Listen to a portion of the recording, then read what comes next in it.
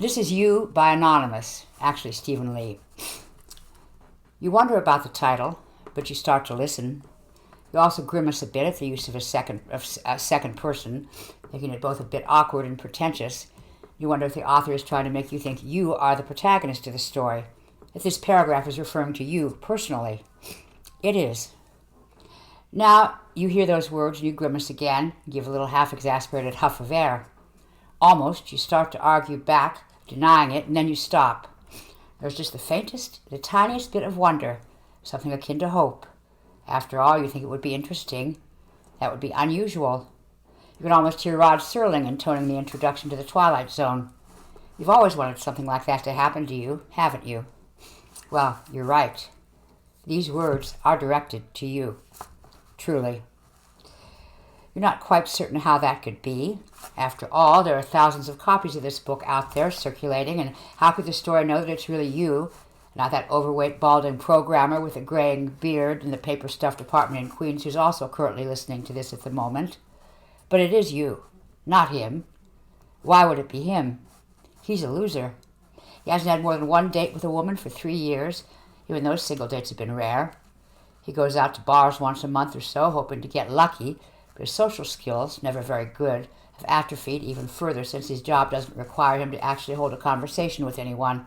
So he usually ends up wandering from circle to circle, being ignored until closing time, then going back to the room and popping one of his pornographic DVDs into the player. You're not him. In fact, he stopped reading at the porn reference in anger and futile denial. I think that's a rather harsh and brutal characterization, since you've known a few people who could fit that description, and you're somewhat annoyed at it. But though the description is rather on the cold side, it is accurate, and besides, you didn't write it, so you don't need to feel responsible. Even Bob the programmer. Hi, Bob, don't you love it when you hear your name like that? In those self-flagellating moments when he's alone in his apartment with only the blue light of his laptop monitor illuminating the stacks of paperback books on his desk, would admit the truth in what he just heard. It may soothe you to know that he'll pick up this story again an hour from now. This time he'll finish it, wondering if he'll see himself again and perhaps a little envious that this story's for you, not him. This story is for you. You pause a moment, confused, because you're not used to a story interfering quite so directly. After all, this is genre fiction, popular fiction, not some postmodern mainstream story. This is that crazy sci-fi stuff. You read this type of anthology for escape, for that lovely sense of wonder, not for pretension and experimentation. Over the years, you've slipped 1,000 times between covers with sleek spaceships and square-jawed heroes, scantily clad women, grotesque aliens slithering across a two-mooned landscape. You've lost yourself in 1,000 worlds and glimpsed myriad universes painted in words garish or subtle, poetic or plain. You've allowed yourself to be the protagonist, any age, gender, or race, and you've bled and loved, triumphed, or died everywhere from the medieval past to distant galaxies.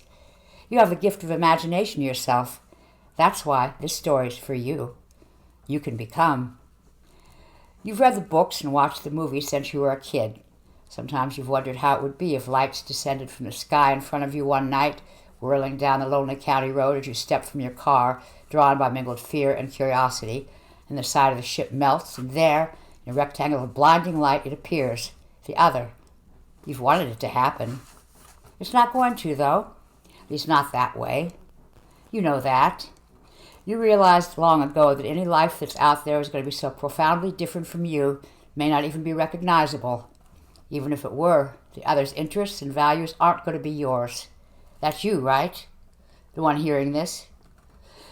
You're still not convinced, though. Fine. So convince me, you think, even though at the same time the deeper skeptical part of you insists that it's not possible. And it's not. Not really. This story could tell you that you lost someone close to you not all that long ago, and that you've kept a memento of them because it brings back the memories. That's the case, of course. Your eyes narrow again because the words have struck too close to home. You also know that it's exactly the kind of vague statement a supposed psychic would use in a cold reading, but you shiver, as if cold fingers just brushed your spine. You wonder, as you have before, just who's having this one-sided conversation with you, and why. So tell me, you think, nearly saying the words aloud. Fine. Here's why. Elephants. You almost laugh at that, but it's true.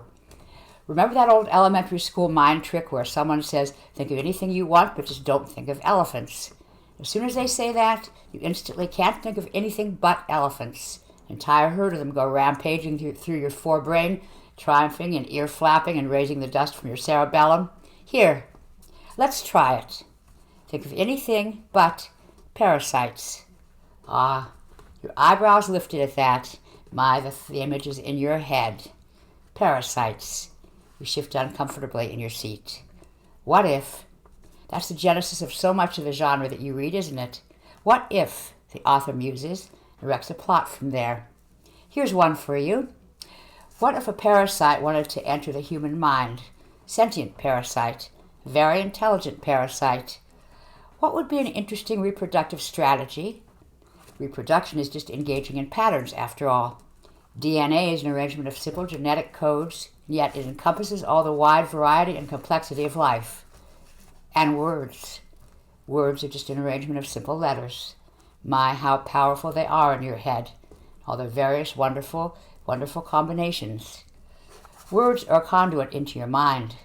Words are wound so deeply into your thought processes that you can't even imagine the world without them.